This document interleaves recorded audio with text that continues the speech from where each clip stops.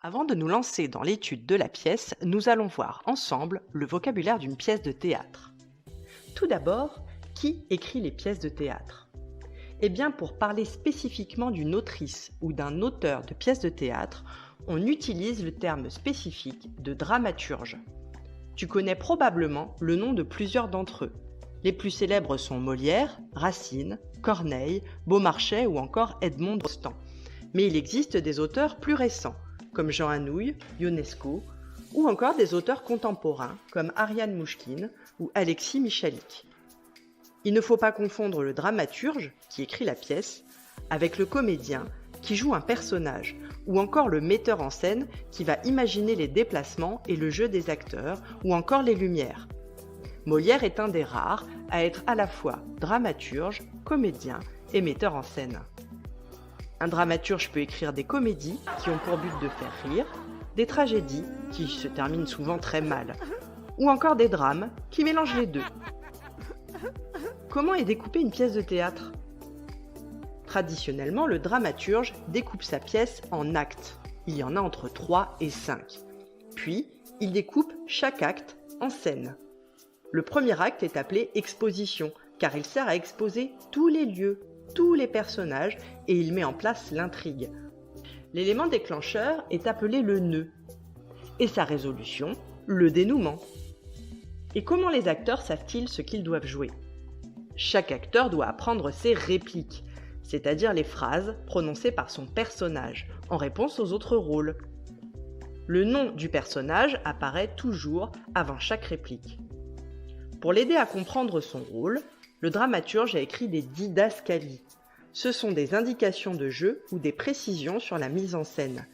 Elles apparaissent en italique pour ne pas les confondre avec le texte. Le metteur en scène qui dirige le spectacle peut choisir de les suivre, ou pas.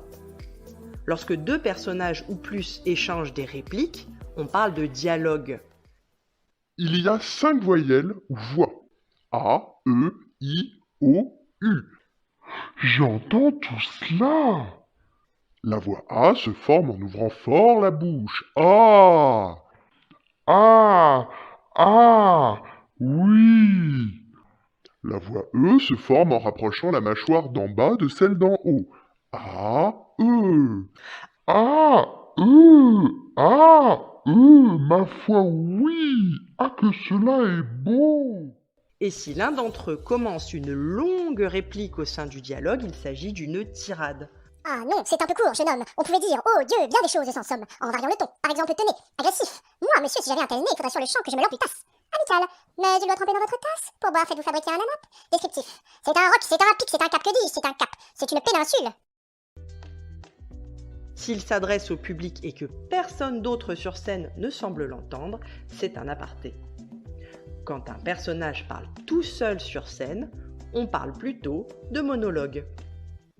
Au voleur, à l'assassin, au meurtrier, justice, justicier, je suis perdu, je suis assassiné, on m'a coupé la gorge, on m'a dérobé mon argent.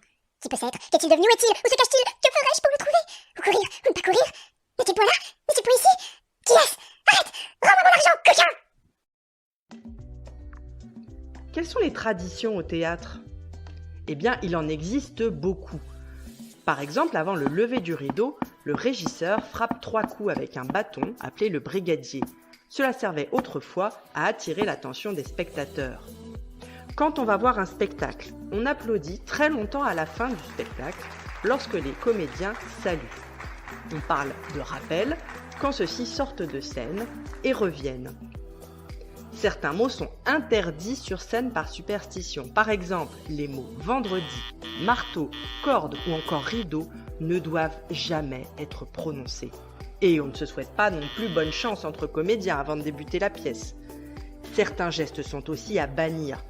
On n'offre jamais d'œillet à une actrice, mais des roses. Et on n'utilise pas de sifflet sur scène. Et enfin, on va éviter de porter du verre. Ces superstitions sont souvent liées à des anecdotes arrivées sur scène. Et c'est ainsi que la pièce Macbeth de Shakespeare est considérée comme maudite. On prétend que des malheurs arrivent à tous les acteurs qui l'ont joué. Maintenant que tu connais tous ces termes, nous allons pouvoir nous plonger dans le théâtre.